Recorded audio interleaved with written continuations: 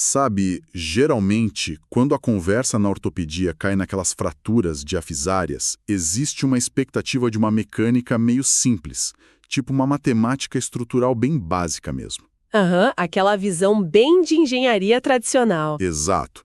Em uma fratura de tíbia, por exemplo, o osso atua como um pilar de sustentação de peso, certo? O raio-x mostra ali a falha no pilar e o objetivo acaba sendo só restaurar o eixo mecânico para que o paciente volte a pisar. Sim, é uma visão biomecânica totalmente focada na transmissão de carga axial. A gente restaura o comprimento, dá aquele alinhamento e a rotação grosseira e pronto. A função principal do membro inferior, que é a marcha, costuma ser preservada com bastante sucesso. Pois é, mas então, a gente pega essa mesma lógica estrutural, essa mentalidade de pilar e tenta aplicar aos membros superiores.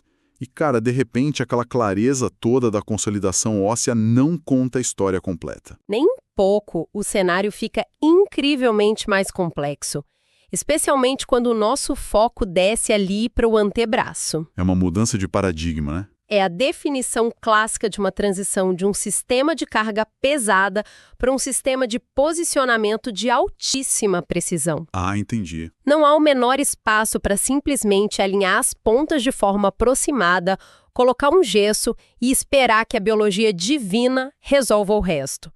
No membro superior, o osso não é só um pilar. Ele é o eixo central de uma engrenagem rotacional super fina. E é exatamente essa a missão da nossa análise profunda de hoje.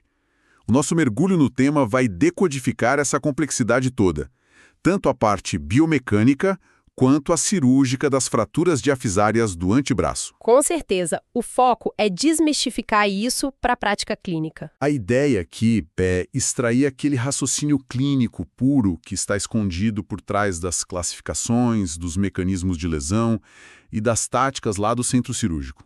Pegar aquela teoria densa dos livros clássicos de trauma, sabe? E transformar em conhecimento cirúrgico tático. Um conhecimento aplicado mesmo, que salva a vida no plantão. Exatamente. Um arsenal desenhado sob medida para quem está na linha de frente, suando a camisa, para se preparar para exames de título rigorosos. E, claro, a gente sabe que a prova da SBOT é o grande leão a ser domado aqui. E para ser a nossa bússola técnica hoje, recebemos no estúdio a doutora Diafísica, que vai trazer aquela síntese cirúrgica perfeita. Muito obrigada, é um prazer estar aqui para discutir esse tema. E olha, é uma preparação que exige uma mudança real de mentalidade. Como assim? Preciso entender a interdependência anatômica de verdade. Condutas que salvam um fêmur tranquilamente podem destruir para sempre a função de um rádio e uma una. Caramba! O que nos leva logo ao conceito fundamental que embasa toda a nossa conduta. Por que quebrar a diáfise do antebraço exige um perfeccionismo muito, mas muito maior do que quebrar a perna? Bom, a literatura clássica é bem taxativa nesse ponto. O antebraço não é só um par de ossos longos paralelos balançando ali no espaço. Longe disso, né? Longe disso. Anatômica e funcionalmente, o antebraço inteiro é considerado uma única articulação complexa. O rádio e a una operam em uma harmonia mecânica que é contínua. Eles funcionam como uma peça só. Exato. Eles estão interligados, não apenas pelas articulações, rádio, únares, lá em cima e lá embaixo, proximal e distal. Eles estão amarrados por toda a extensão da membrana interóssea. Ah, especificamente aquela banda central, certo? Isso. A banda central atua quase como um ligamento de suspensão contínuo. É um tecido riquíssimo. Ok, vamos desempacotar isso, porque a imagem mental ajuda muito na hora da prosa. Pensando na biomecânica dinâmica, dá para imaginar o antebraço funcional como uma daquelas tesouras de precisão, sabe? Perfeito. É uma analogia fantástica. O rádio é tipo uma lâmina que tem uma curvatura muito específica. O famoso arco radial que a gente tanto defende na cirurgia. Isso. E a una seria a lâmina de eixo reto dessa tesoura. E as articulações lá nas pontas funcionam como os pinos de rotação. E aí a mecânica fica óbvia. Fica, né? Porque se a lâmina curva do rádio perde o seu arco natural, ou se a una sofre um encurtamento, por menor que seja, a outra lâmina simplesmente trava. A tesoura não abre nem fecha, mesmo que a junta lá na ponta esteja intacta e não tenha sofrido um arranhão pelo trauma. Exatamente. E seguindo essa sua lógica da tesoura, o impacto no planejamento cirúrgico é imenso. O que é fascinante aqui é que qualquer desvio angular minúsculo ou uma perda de comprimento milimétrica altera totalmente a tensão dessa membrana interóssea. O que impede o rádio de girar em torno da una. Sim, trava o movimento. Na prática clínica, uma fratura lá no meio da diáfise comporta-se funcionalmente como se fosse uma fratura intra-articular. Nossa. Então o rigor cirúrgico tem que ser idêntico ao de reconstruir um platô tibial ou um pilão tibial. Aquela redução perfeita. Conceitual. A redução anatômica precisa ser absoluta. O restabelecimento desse arco radial não é uma preferência estética do cirurgião, entende? Não é pro raio-x ficar bonito no final da cirurgia. De jeito nenhum. É um pré-requisito não negociável para que a pronação e a supinação ocorram. Sem essa rotação livre, a capacidade de posicionar a mão no espaço tridimensional fica, severamente mutilada. A função da mão vai embora. Certo. Uma vez que a gente estabelece a delicadeza estrutural dessa engrenagem toda, a gente precisa analisar como ela costuma falhar sob estresse no mundo real. Os dados epidemiológicos, eles detalham um padrão de distribuição bimodal bem clássico para essas fraturas diafisárias, não é? Sim, é bem marcado. Nós vemos 2 espectros de dissipação de energia que são completamente distintos. O famoso alta e baixa energia. Isso, o primeiro pico de incidência ocorre em adultos jovens, predominantemente homens, que se envolvem naqueles traumas de alta energia cinética, acidentes automobilísticos pesados, quedas de motocicleta em alta velocidade ou traumas esportivos diretos. E aí o estrago é generalizado. Muito. A energia transferida ao membro é tão vasta que frequentemente ela excede o limite de falha de ambos os ossos simultaneamente. Isso gera fraturas transversas ou com grande cominuição e quase sempre vem associado a um dano muscular bastante extenso. O braço vira um caos. E no outro extremo, fisiológico, a gente tem uma população mais velha, com uma qualidade óssea já bem mais reduzida. Geralmente mulheres pós-menopausa. Sim, onde uma simples queda da própria altura, caindo com a mão espalmada no chão, já transfere energia axial suficiente para fraturar a diáfise. Mas, olha só, a literatura médica destaca um mecanismo de lesão isolado que foge dessa regra da carga axial e que é figura carimbadíssima em discussões clínicas e provas. Ah, sim. A famosa fratura do caçatete, a nightstick fracture. Clássica. Mas explica pra gente como funciona a dinâmica. O mecanismo do caçatete é um estudo perfeito de transferência de força direta. Ocorre tipicamente quando o braço é erguido, no movimento reflexo de defesa, sabe? Aquela posição de cobrir o rosto. Exato. Isso expõe a face ulnar do antebraço diretamente a um objeto contundente, um bastão, um pedaço de pau, e o resultado é uma fratura isolada da diáfise da una. Mas pensando friamente na magnitude da energia envolvida, tipo, um golpe de bastão tem muito, mas muito menos energia cinética total do que o impacto de um capotamento de carro a 80 km por hora. O estrago nos tecidos moles ao redor dessa fratura isolada da una não deveria ser clinicamente insignificante em comparação. Essa é uma dedução totalmente lógica. Faz sentido pensar assim. Mas eu sinto que tem um porém enorme vindo aí. Tem sim, e esbarra na nossa anatomia topográfica. É verdade que o trauma direto isolado não causa aquele esmagamento muscular difuso sutilmente distribuído que a gente vê num acidente de trânsito violento. Mas o grande problema não é a quantidade total de energia. E sim o quê? Onde ela é absorvida. A una é um osso subcutâneo em toda a sua extensão posterior. Ah, verdade. A gente consegue palpar a arela inteira no braço. Ela não tem aquele envelope muscular gordinho de transição para dissipar o impacto inicial, né? Não tem. O periósteo está logo ali, quase colado na derme. A zona de absorção do impacto é ínfima. O objeto contundente esmaga a pele diretamente contra a crista óssea da una. Tipo um martelo numa bigorna. Isso. Portanto, mesmo sendo um trauma de menor energia global, a força ali, focalmente, é catastrófica para aquele envelope cutâneo que é super fino. Isso explica porque o índice de fraturas expostas na diáfise da una é desproporcionalmente alto. Mesmo em lesões de defesa pessoal que parecem menos agressivas? Mesmo nessas.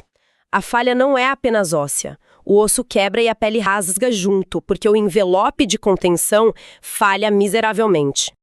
A forma como a energia do trauma se comporta no antebraço É muito ardilosa, porque muitas vezes a força não se esgota apenas quebrando o osso naquele ponto de impacto inicial. Esse é o grande pulo do gato na traumatologia. Em cenários de carga axial, rotacional extrema, a energia viaja pela estrutura óssea, encontra a membrana interóssea e literalmente rompe as amarras da articulação vizinha lá na outra ponta. O anel se rompe em 2 lugares. É o princípio biomecânico das famosas fraturas-luxações.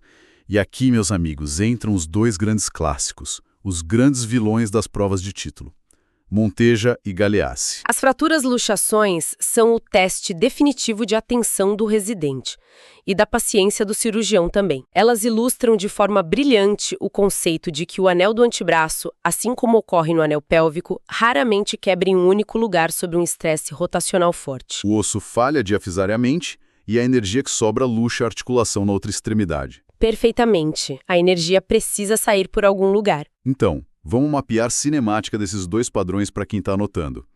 Começando por Galeazzi.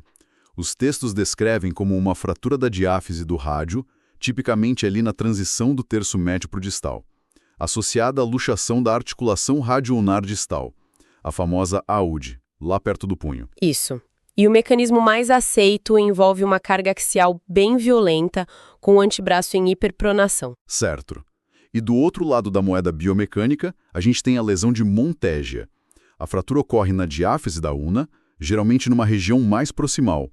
E a luxação associada é a da cabeça do rádio, lá em cima no cotovelo. E vale lembrar, a título de prova de SBOT, que a lesão de Monteja possui sua própria complexidade direcional. Aquela classificação clássica, né? Classificação de Barudo, ela categoriza justamente a direção para a qual a cabeça do rádio se desloca. E a luxação anterior, que é o tipo 1 de Barudo, é disparada a mais comum. Aqui é onde fica realmente interessante. Imagina a situação no plantão, quando o residente está lá, de madrugada, de frente para uma radiografia com osso quebrado e articulação luxada. Qual é a lógica cirúrgica central que dita o passo a passo da intervenção sem depender apenas daquela decoreba cega de tabelas? Se conectarmos isso ao quadro geral da integridade ligamentar, existe uma regra de ouro sagrada que norteia o tratamento de todas essas lesões complexas. Qual seria? A regra diz que a redução anatômica rigorosa do osso fraturado deve levar quase que obrigatoriamente à redução espontânea da articulação luxada. Espera, vamos raciocinar. Se a mecânica diz que restaurar o comprimento e o eixo do rádio, por exemplo, tensiona novamente a membrana interóssea e puxa a cabeça da una de volta para a incisura sigmoide lá no punho, e de repente lá no centro cirúrgico a junta simplesmente não volta para o lugar após a placa estar fixada no rádio. Aí o cirurgião começa a suar frio. A física básica sugere que tem algo literalmente bloqueando o caminho de volta, certo? Um tecido mole que ficou preso no meio da engrenagem articular. Essa é a exata dedução que separa um procedimento bem-sucedido de uma falha catastrófica. Se o osso está perfeitamente fixado, você olha o raio-x e o rádio tá lindo. Mas a articulação radioulnar distal no Galeazzi permanece luxada ou meio incongruente, é sinal irrefutável de interposição de partes moles. Tem alguma coisa no meio do caminho. Sim, o bloqueio físico impede o encaixe. E não adianta forçar. O de centro cirúrgico costuma ser o tendão do extensor ulnar do carpo, o famoso EUC. Ele sai do lugar. Ele pode escorregar da sua bainha normal e ficar totalmente encarcerado lá dentro da articulação radioulnar distal. Quando isso é diagnosticado no intraoperatório, não se deve, em hipótese alguma, forçar a redução fechada. Tentar encaixar na marra. Isso só vai moer o tendão. A conduta imediata e obrigatória que a SBOT cobra é a abordagem aberta da articulação. Você abre, faz a remoção do tendão interposto e, se for necessário, repara o complexo da fibrocartilagem triangular. A articulação não perdoa ter sido preso. Entendido. A biomecânica não mente. Agora, com todas essas variáveis morfológicas que a gente citou, fraturas transversas, as oblíquas, as luxações associadas, a fragmentação extrema, a comunidade ortopédica precisou organizar isso numa linguagem universal, né? E é aqui que entra a famosa e temida classificação da AO. A queridinha dos exames. Pois é. O antebraço é o segmento 2. A região diafisária é a região 2. Daí, beleza, partimos para as letras. Tipo A para aqueles traços simples, transversos ou oblíquos simples. Isso. Tipo B para fraturas em cunha, com aquele fragmento extra, a famosa asa de borboleta.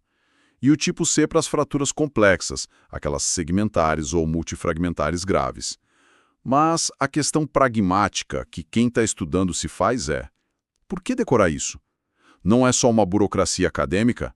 Qual o impacto real dessa categorização alfanumérica quando o cirurgião está lá com o bisturi na mão? O impacto é absoluto, é a planta baixa da cirurgia. A classificação AO não é, de forma alguma, um exercício de taxonomia acadêmica para enfeitar artigo.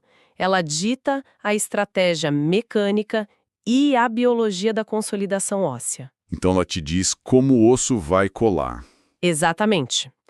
Ao classificar uma fratura como tipo A, um traço simples transverso, a arquitetura mecânica daquela fratura nos permite buscar a estabilidade absoluta. Ou seja, anular qualquer micromovimento no foco da fratura, certo?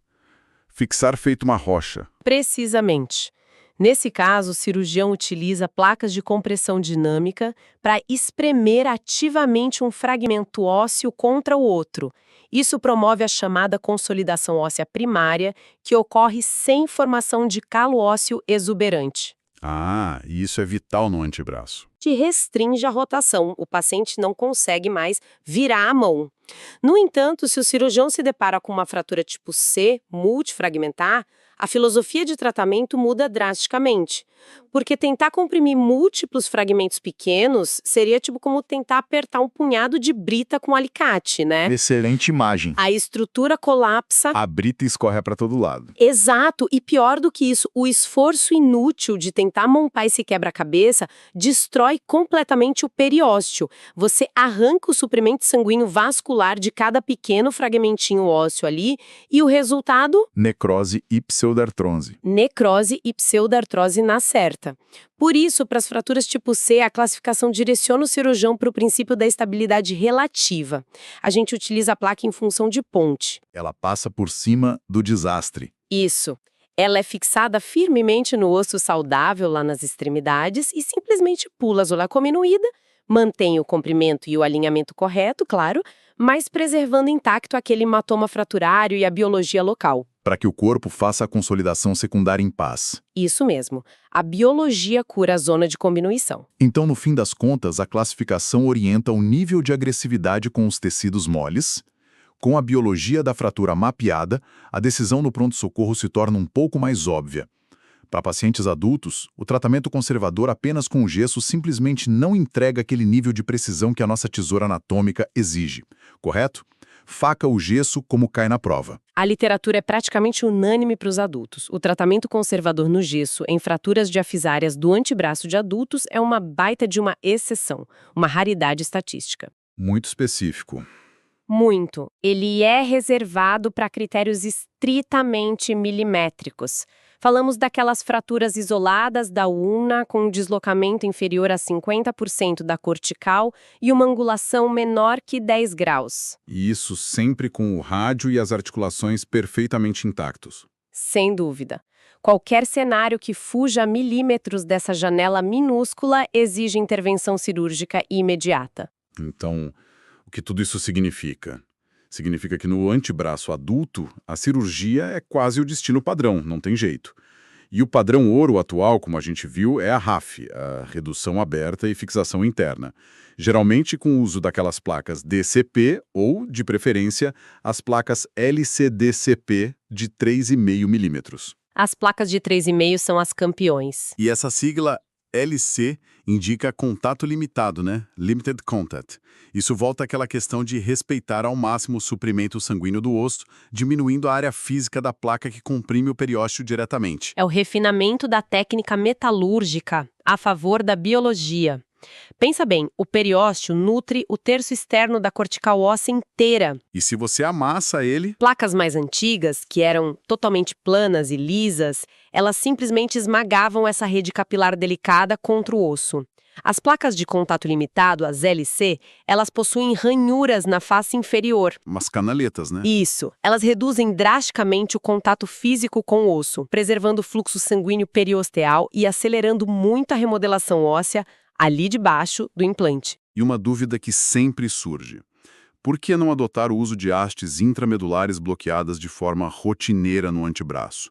Como o pessoal faz de forma tão brilhante e elegante na tíbia e no fêmur, evitando fazer aquelas incisões gigantes no braço do paciente. O problema crônico das hastes no antebraço reside na morfologia chata do rádio. Lembra da tesoura e da lâmina curva? O arco radial. O rádio possui esse arco lateral e volar, que é crucial para a mecânica rotacional. E o ápice dessa curva fica justamente no terço médio, onde a haste passa. Ah, e a haste é reta. Uma haste intramedular retilínea introduzida num canal curvo inevitavelmente vai retificar aquele osso. Ela estica o rádio à força. Perfeito. Perder o arco radial significa perder irremediavelmente os graus finais de supinação e pronação. O paciente não vira a palma da mão para cima para receber um troco, por exemplo. As placas, por outro lado, são moldáveis no próprio intraoperatório. O cirurgião dobra a placa usando os instrumentais para recriar e abraçar a curvatura exata que o paciente precisa. Incrível. Então as placas reinam absolutas justamente por permitir a restauração tridimensional fina. Mas tem um custo. Para assentar essa placa de titânio perfeita, é preciso acessar o osso do paciente. E o antebraço é um verdadeiro campo minado de estruturas neurovasculares, não é? Um labirinto anatômico. As vias de acesso clássicas cobradas em provas são a via volar de Henry, para o rádio, e a via posterior de Thompson. Qual é a grande armadilha anatômica aqui, que exige respeito máximo do cirurgião durante essas abordagens? Sem dúvida nenhuma, o território mais perigoso é a abordagem do terço proximal do rádio. E a estrutura crítica que tira o sono de todo mundo é o nervo interósseo posterior. O temido NIP. O NIP é um ramo profundo e essencialmente motor do nervo radial. Ele é o grande responsável por inervar os extensores do punho e dos dedos. E o problema é o trajeto dele. Ele perfura e cruza através da massa do músculo supinador. Naquela famosa arcada de Froth, certo? Exatamente. Bem no meio da zona de trabalho cirúrgico para expor o osso. Peraí, deixa eu visualizar a anatomia. Se o nervo interósseo posterior cruza a área através da barriga do músculo supinador, então se a gente usar a via anterior de Henry e manipular o antebraço em supinação, nós estamos essencialmente tracionando o músculo e afastando o nervo do perigo, certo? Levando ele para longe da face volar, onde a placa vai ficar. É uma dedução anatômica perfeita. É exatamente por isso que a via de Henry é tão elegante. Ela tira uma vantagem enorme do posicionamento dinâmico do braço. A própria posição protege o nervo. Sim. Ao supinar o antebraço, o supinador e o nervo que está lá dentro dele são rebatidos lateral e dorsamente. Isso tira o feixe nervoso da pressão dos afastadores cirúrgicos. E o Thompson? Já na via dorsal de Thompson, a dissecação ocorre diretamente através da musculatura extensora nas costas do braço, o que expõe o nervo interósseo posterior a um risco absurdamente maior de sofrer uma lesão iatrogênica, seja por tração excessiva com o afastador ou pela compressão do próprio implante na hora de fechar. Putz, e uma lesão grave do nervo interósseo posterior deixa o paciente com aquela temida mão caída, né? Ele fica incapaz de estender os dedos ativamente. É um preço funcional muito inaceitável para uma redução de fratura. Inaceitável e desastroso. Mas digamos que a cirurgia seja um sucesso técnico impecável. O nervo foi preservado, o arco radial esculpido com maestria na placa de contato limitado, o paciente vai para o quarto. Só que o pós-operatório ortopédico tem as suas próprias bombas relógio. As primeiras 48 horas são cruciais para detectar a complicação aguda mais severa de todas nessa região. A devastadora síndrome compartimental. Exato. Como a gente define ela para o contexto do antebraço? A síndrome compartimental é aquele evento fisiológico dramático onde a pressão lá dentro de um compartimento facial fechado aumenta tanto que colapsa a perfusão capilar microscópica. Falta sangue no nível capilar. Isso. Ela ocorre frequentemente nesses traumas de alta energia ou nas lesões por esmagamento porque o edema muscular ou sangramento do osso fraturado simplesmente não tem para onde expandir. A face não estica. Fica tudo contido sob muita pressão. Muita. E o detalhe é, o fluxo arterial principal, aquele do grande vaso, pode até continuar fluindo, mas o tecido muscular e nervoso ali em volta entra em isquemia profunda por causa da estase nos capilares pequenos. A nutrição do músculo morre.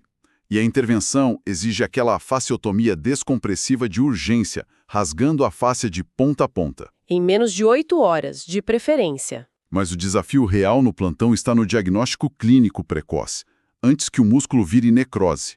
Os textos e as questões de prova sempre focam muito na dor. Como diferenciar a dor da síndrome da dor de uma fratura recém-operada? Isso levanta uma questão importantíssima de conduta médica e triagem de pronto-socorro. O diagnóstico da síndrome compartimental é eminentemente e soberanamente clínico. O exame físico manda. O exame manda. O sinal cardinal primeiríssimo a aparecer é a dor desproporcional à lesão óssea aparente. O paciente operou, está bem fixado, mas apresenta uma dor bizarra, progressiva, que não responde a doses crescentes de opioides fortes. Você dá a morfina e ele continua berrando. Um alerta vermelho gigante. E o achado físico mais sensível de todos é o agravamento excruciante dessa dor ao estiramento passivo da musculatura que está isquêmica. Por exemplo, no caso do compartimento flexor do antebraço, a simples extensão passiva dos dedos do paciente, que você puxa ele com a mão, gera um quadro álgico insuportável. Uma dor desesperadora. Olha, há um mito antigo circulando em alguns corredores de hospital e que às vezes confunde os mais novos, de que a ausência de pulso radial no punho é o principal sinal de alerta para diagnosticar a síndrome. Isso é uma falácia perigosa, né? Completamente. É um erro letal. A pressão tecidual necessária para conseguir ocluir os grandes vasos arteriais, como a artéria radial ou a ulnar, é muito, mas muito superior à pressão que já causa necrose muscular irreversível. O pulso continua batendo enquanto o músculo apodrece ao redor. Essa é a imagem cruel. Se a equipe médica sentar e aguardar o desaparecimento do pulso periférico para dar o diagnóstico de síndrome compartimental, o compartimento já estará preenchido com tecido 100% necrótico. O braço está perdido. O pulso normal não exclui a síndrome de forma alguma, nunca. O foco tem que ser a tensão dos compartimentos à palpação e a dor ao alongamento passivo, sempre. Tempo é músculo. Exatamente. O tempo não perdoa a isquemia. Avançando agora para as complicações de médio a longo prazo, que a banca também adora.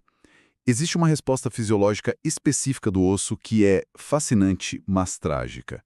A sinustose radioulnar. A literatura descreve como a formação de uma ponte óssea sólida, conectando literalmente a diáfisa do rádio com a da una, durante o processo de consolidação lá das fraturas. Um calo ósseo cruzado. Isso, o corpo basicamente tenta curar tão desesperadamente que acaba soldando a engrenagem toda. Aquela nossa tesoura, e elimina 100% da capacidade de pronação e supinação para sempre. É o exemplo supremo daquela resposta biológica exacerbada, destruindo toda a função biomecânica. Tem fatores de risco sistêmicos, né? Tem. Essa fusão cruzada tem fatores de risco relacionados ao próprio trauma inicial. Pacientes com traumatismos crânioencefálicos graves concomitantes, por exemplo, o trauma cerebral libera uma cascata de fatores sistêmicos osteoindutores no sangue circulante que enlouquecem a cicatrização. E formam osso onde não devia. Exato. Ou as fraturas lá no terço proximal, onde o rádio e a una estão naturalmente muito, muito próximos um do outro fisicamente. Mas a literatura foca muito num fator de risco que é totalmente controlável: a técnica do cirurgião. Como o planejamento da incisão da pele lá no começo da cirurgia influencia essa complicação terrível meses lá na frente. Essa é a parte onde a técnica previne a tragédia. Toda dissecação de partes moles cria um hematoma cirúrgico. É inevitável e normal. Mas, se o cirurgião, visando um melhor resultado estético inicial, sabe? Para não deixar duas cicatrizes. Para deixar o braço mais bonito? Isso. Se ele decide acessar as fraturas tanto do rádio quanto da una através de uma incisão única na pele, ele invariavelmente vai ter que romper toda a fáscia e a membrana interóssea ali no meio. Ele rasga a fronteira entre os dois ossos. E, com isso, cria uma câmara de hematoma contínua, comunicando fisicamente as duas áreas que estão fraturadas e sangrando. Ah, entendi o desastre. Os focos de osteogênese de ambos os ossos passam a compartilhar o mesmo ambiente líquido. Uma piscina só. As células formadoras de calo ósseo de um lado, do rádio, nadam e encontram as do outro lado, da una. Perfeito. O calo ósseo não possui inteligência para reconhecer fronteiras anatômicas invisíveis dentro de um hematoma que é único. Ele se expande e leva inevitavelmente àquela ponte óssea transversal rígida. Funde tudo. Sim.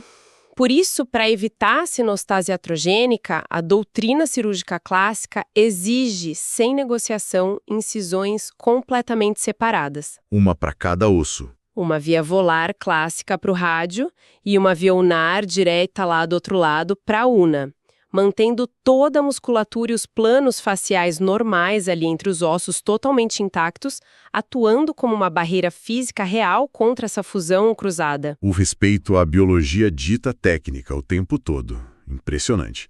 Bom, para ir fechando a nossa discussão e recapitulando a lógica estrutural da nossa análise de hoje, para sistematizar os raciocínios de quem está com o caderno na mão. Vamos ao resumo tático. O antebraço é essencialmente uma articulação rotacional super complexa, não dois ossos independentes. Fraturas diafisárias demandam a restauração milimétrica da nossa famosa tesoura mecânica, com a recriação perfeita do arco radial. Lesões clássicas como Montegia e Galeazzi exigem atenção redobrada àquele conceito de que a redução anatômica da haste do osso devolve a articulação luxada ao seu lugar de origem. E falhas contínuas nisso indicam interposição cruel de tecidos moles, como o tendão extensor ulnar do carpo lá na rude. Exatamente. E também a classificação AO, que não é só enfeite, ela direciona a estratégia entre buscar estabilidade absoluta numa fratura simples ou uma estabilidade relativa em ponte numa fratura muito cominuída. E o tratamento cirúrgico, no final das contas, é absolutamente hegemônico em adultos. Faca, quase nunca gesso. E o sucesso do pós-operatório lá na enfermaria depende vitalmente do diagnóstico rápido e puramente clínico da temida síndrome compartimental. Muita dor ao alongamento passivo e sem nunca, jamais, cometer o erro de depender da ausência de pulso radial para dar o diagnóstico. É uma síntese cirúrgica muito precisa de todo o racional exigido, viu? E não apenas para gabaritar exames da banca, mas para a prática segura de verdade no dia a dia da traumatologia ortopédica. O mais fundamental de tudo que falamos aqui é lembrar que a restauração da anatomia precede sempre a função tridimensional do paciente. Muito bom.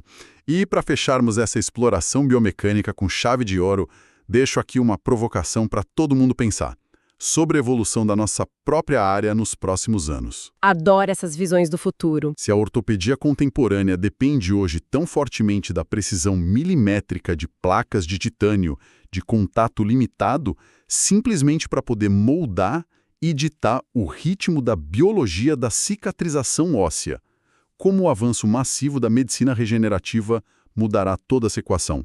É uma mudança de era que está por vir. Imagina um horizonte onde os implantes diafisários sejam bioabsorvíveis e totalmente moldáveis in situ, não apenas promovendo a fixação biomecânica rígida que a gente tanto precisa, mas que esses materiais também liberem inibidores locais de morfogênese óssea diretamente na interface ali com os tecidos moles, impossibilitando quimicamente a ocorrência daquela nossa temida sinostose radioulnar, mesmo naquelas fraturas por esmagamento gravíssimas. O implante que ensina o osso onde ele não deve crescer. Isso. Será que nas próximas décadas nós estaremos discutindo nos corredores não mais qual é o tipo de placa de metal ou o perfil do parafuso, mas sim qual perfil de sinalização molecular celular a gente vai precisar implantar na fratura daquele paciente específico?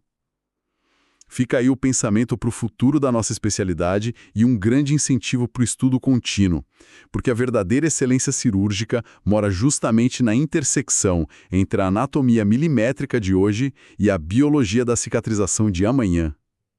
Obrigado pela presença. Foi incrível, bons estudos a todos e até a próxima.